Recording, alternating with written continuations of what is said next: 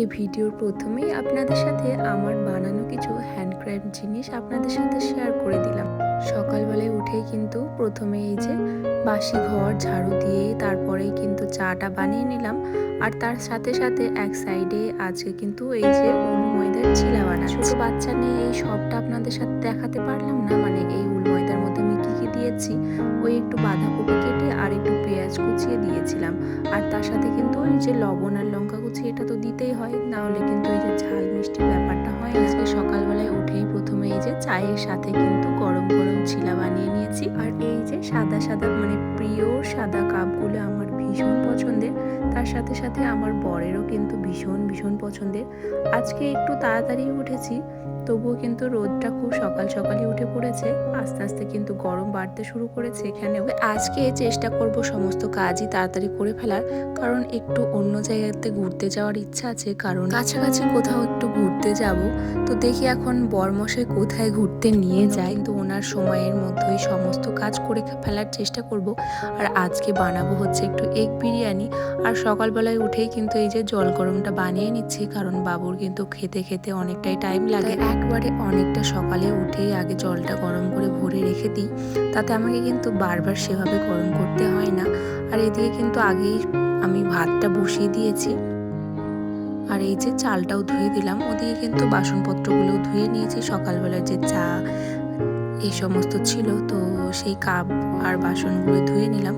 আর তারপরে এই যে ঘরে চলে আসলাম, বিছানাটা খুবই অগোছালো হয়েছে। এদিকে সকালের ব্রেকফাস্ট করেই কিন্তু বাবুর বাবা ওদিকে কাজে বেরিয়ে গেল।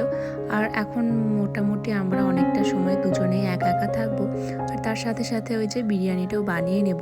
আর ওদিকে কিন্তু এখন ওকে দোলনাতে শুয়ে দিয়েছি, তো এক পেশে হয়ে যায়, মানে একদিকে চলে আসে। তারই মধ্যে কিন্তু আমি ঘরটাকে ভালো করে পোছাও লাগিয়ে নিলাম। আর তার সাথে সাথে আমার স্নানটাও সেরে নিলাম। আর এরপরে কিন্তু বিরিয়ানিটা আস্তে আস্তে বানিয়ে নেব। জানি না আপনাদের সাথে কতটা শেয়ার করতে পারবো বিরিয়ানি বানানোটা। আর এই যে টুকিটাকি প্রত্যেক দিনের যে জামা কাপড়গুলো, মানে ছেলের কাঁথা, ছেলের জামা কাপড় যেগুলো থাকে সেগুলো তো কাচারই থাকে, তো সেগুলোই আজকে একটু কেচে দিলাম। আর তার সাথে সাথে নিজের জামা কাপড়ও কয়েকটা ছিল, সেগুলোও কিন্তু কেচে দিলাম। আর তারপরে এই যে একটু ফ্রেশ হতে চলে আসলাম। আর আমি এখন এখানে কিন্তু সেরকমভাবেও ঠান্ডা মানে গরম পড়েনি এখনও, মানে সেই শুষ্ক ওয়েদারটা রয়েছে, মানে ড্রাই ড্রাই একটা ব্যাপার রয়েছে, তাই স্কিন কিন্তু পুরো ড্রাই হয়ে যায়। আর তার জন্য আমি একটু ময়শ্চারাইজারটাও মেখে দিলাম। তার সাথে সাথে মাথায় জল দিয়ে আজকে যেহেতু এক জায়গায় ঘুরতে যাবো, তার জন্য কিন্তু ঠান্ডা জলগুলো খুব বেশি ভরে দিলাম। বাইরে অনেক প্রচুর প্রচুর পরিমাণে তাপ। তো দেখো এদিকে কিন্তু আমার বিরিয়ানি বানানো রেডি হয়ে গেছে। তো চলুন এখন লাঞ্চটা করে তাড়াতাড়ি কিন্তু আমরা খুব তাড়াতাড়ি একটা জায়গায় বেড়াতে যাচ্ছি। খুব তাড়াতাড়ি খাবার দাবারগুলো সেরে নিই, আর বাবুকেও কিন্তু ওদিকে খাওয়াতে হবে।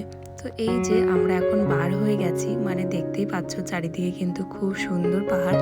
আর আমার তো পাহাড় ভীষণ পছন্দ। এর আগেও একটা জায়গাতে ঘুরতে গেছিলাম কিছুদিন আগেই, আবার কিন্তু এই দিকটায় এসেছি, মানে এই রাস্তাটা হচ্ছে সিমলায় যাওয়ার দিকে রাস্তা। তো আমাদের যে আমরা ঘরে থাকি সেই ঘর থেকে ভীষণ কাছাকাছি সিমলা। তবে আজকে আর আমরা সিমলায় যাব না, মানে এই কাছের একটা হিল স্টেশন থেকে ঘুরে চলে আসব, কারণ বাবু তো এখন অনেকটাই ছোট, এই জন্য কিন্তু পাহাড়ে এইভাবে স্কুটি নিয়ে যাওয়া খুব একটা ঠিক হবে না। আমাদের ঘর থেকে মোটামুটি সিমলা যেতে হলে প্রায় 3 ঘন্টা, ধরুন 3 ঘন্টা প্রায় লেগেই যায়। তবে এত কাছাকাছি থেকেও এখনো পর্যন্ত কিন্তু সিমলাতে যাওয়া হয়ে ওঠেনি। এক সপ্তাহ আগে আর একটা অন্যদিকে হিল স্টেশন থেকে ঘুরে এলাম, কারণ আমার হচ্ছে পাহাড় ভীষণ পছন্দ।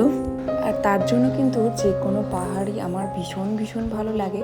যে কোনো পাহাড়ে ঘুরতে যেতে বলো সেরকমভাবে ভীষণ ভালো লাগে আমার। ফাইনালি আমরা কিন্তু এই যে একটা খুব কাছাকাছি হিল স্টেশনে পৌঁছে গেছি। তবে সিমলাতে নেক্সট টাইম যাওয়ার চেষ্টা করব। এই ছোট পুচকুকে নিয়ে এত তাড়াতাড়ি যেতেও চায় না খুব একটা বড় জায়গাতে, মানে বড় বড় হিল স্টেশনগুলোতে। চলো আজকের মতো ব্লগটা এইটুকুই। টাটা সবাইকে, সবাই ভালো থেকো।